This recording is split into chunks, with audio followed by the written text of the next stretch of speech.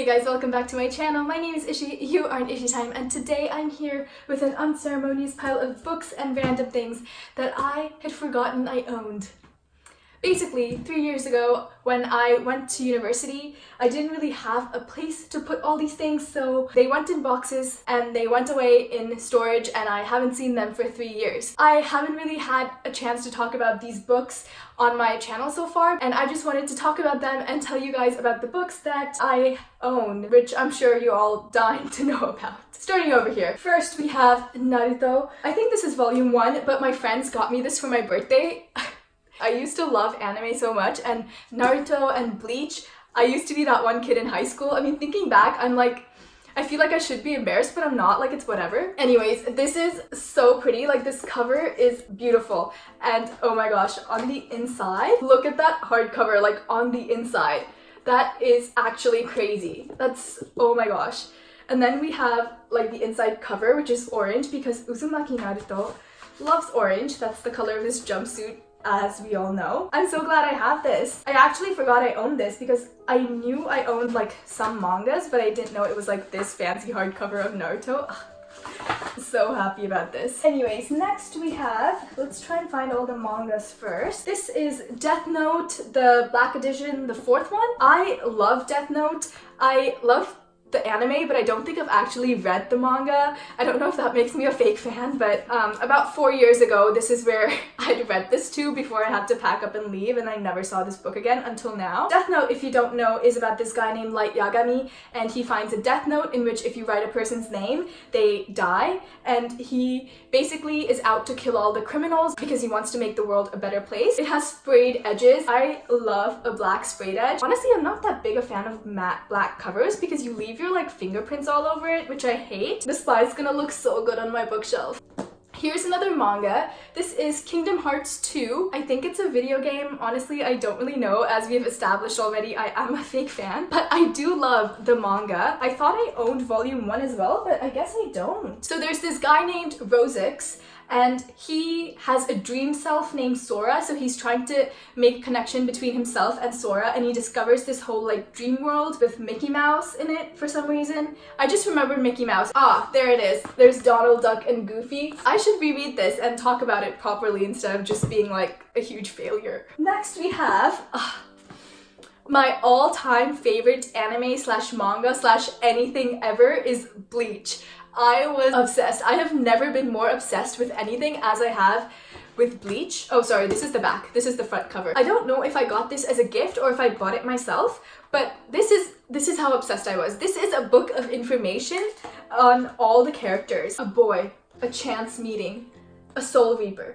A story of fate begins. Bleach, if you don't know, is about Kurosaki Ichigo, who can see like ghosts and spirits and things, and he soon discovers that he has Shinigami powers. Shinigami is like soul reapers. Sure, I don't have to explain it because it's just like, it's one of those things that you just know, kind of. So this book has like bonus chapters, and it has like information on all the characters. For example, here's one of my favorite characters. Hitsugaya Toshiro is my favorite character. His birthday is December 20th.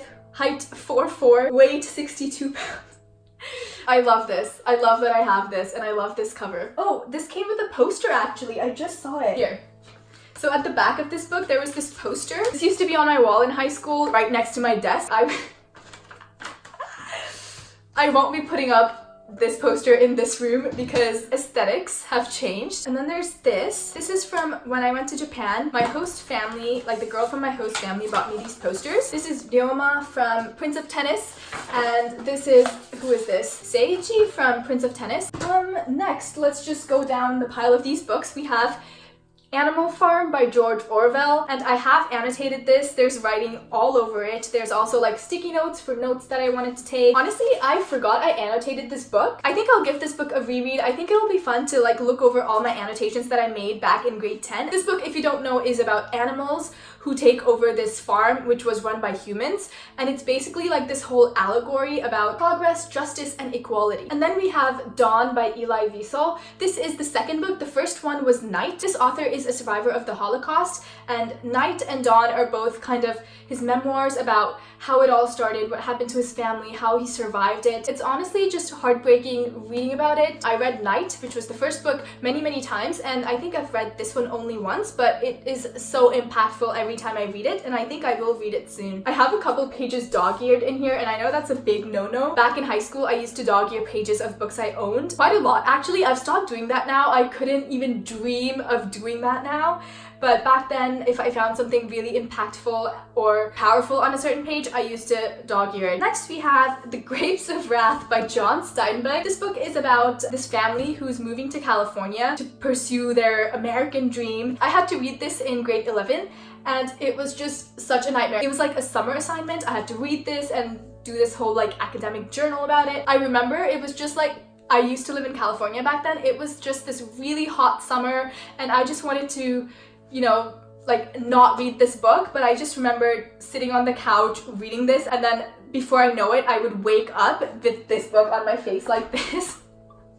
I know it's a classic, and I know many people really like this, but I absolutely hated this book. I didn't think I annotated this book because it was so boring. Like, I didn't think I'd go through the trouble of it, but I did annotate this book. And then we have To Kill a Mockingbird by Harper Lee. There's lots of sticky notes here, and honestly, who was I? Why are these sticky notes like so far out? Look at that. That's so, ooh. If I annotate a book now, there's no way the sticky notes would be sticking out this much. Honestly, I'm kind of surprised that most of these books I found so far are annotated, because I didn't think I was the type of person to write in books that much, but...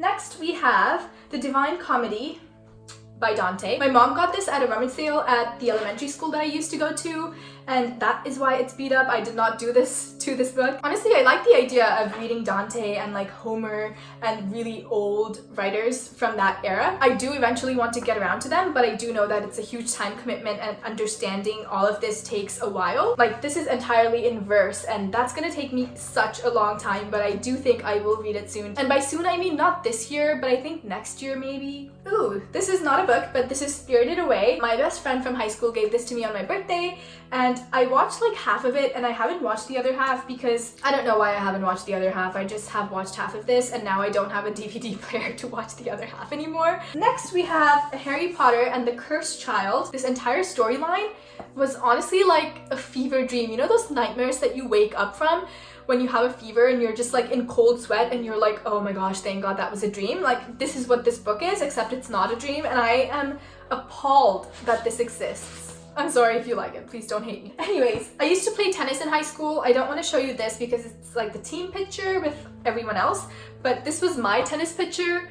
I have a button of this. Like, I was such a narcissistic I was so narcissistic. I used to have a button with this picture on it, and I put it on my backpack, so if you were walking behind me, you would see my face like on a button on my backpack. I honestly really like this picture. It's still in my wallet today, and it was a fun year, honestly. Next, we have The Prince by Machiavelli. This was one of the books that I kind of read, kind of scanned, kind of spark noted, but I do want to read this now that I don't have to read it for school. Machiavelli is, I'm sure like you know the concept of being Machiavellian, as in the end justifies the means and stuff, and he was just like this ruthless person who taught all these ruthless things, and I'm really interested in knowing his philosophy, so I want to read this soon. And I think it's like a very Slytherin book.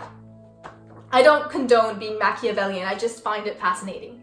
Next, we have John Locke, the second treatise of government and a letter concerning toleration. I honestly don't know what to tell you about this. Like, it's about government, and I read it and I had little sticky notes summarizing what I read. I swear the sentences in this book are like a paragraph long. This is from like the Age of Enlightenment, when things with government and all these philosophical things were going on, so I can't really give you like a summary of it because it's not a book. Honestly, I think I'll reread it because now that I don't have to read it for school, I am interested in it. And then we have another George Orwell, 1984. This book is about like a negative utopia where everything seems so modern and perfect, but when you really look into the society, things are so wrong. Like you're being watched all the time, the concept of Big Brother and the idea that you're never really free, you're just defined by the rules and the society that you live in. And honestly, you can always get something from George Orwell's books. I don't know if I want to reread this though, because I don't know, I just remember this book dragging on and on and on. Next we have Bible for Toddlers. I've had this since I was like 2. It's from my grandpa and grandma from my mom's side of the family, and it's so beat up. I have read this so many times when I was a kid. It's like, look at the little illustrations. It's like this, it's so beat up. I've had this for so long. Siddhartha by Hermann Hesse.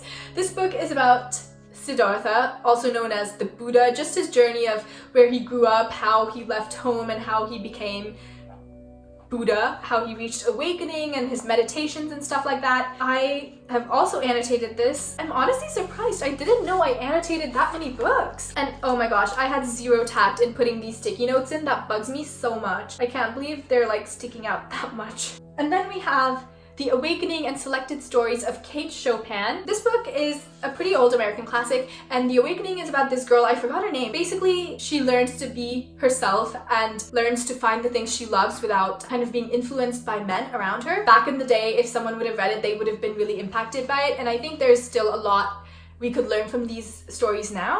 But yes, we had to read this in grade 11. Next we have Pride and Prejudice. I know Pride and Prejudice is so loved, and I do like it too. I just found this book to drag on so much, but I love the conversations that this book has between all the characters. But I think other than that, I wasn't interested in that much just because of the way it dragged on and on. I'm sorry. Then we have The Odyssey by Homer, which I want to read eventually. I haven't read it yet, but like, look at that text. It's so small.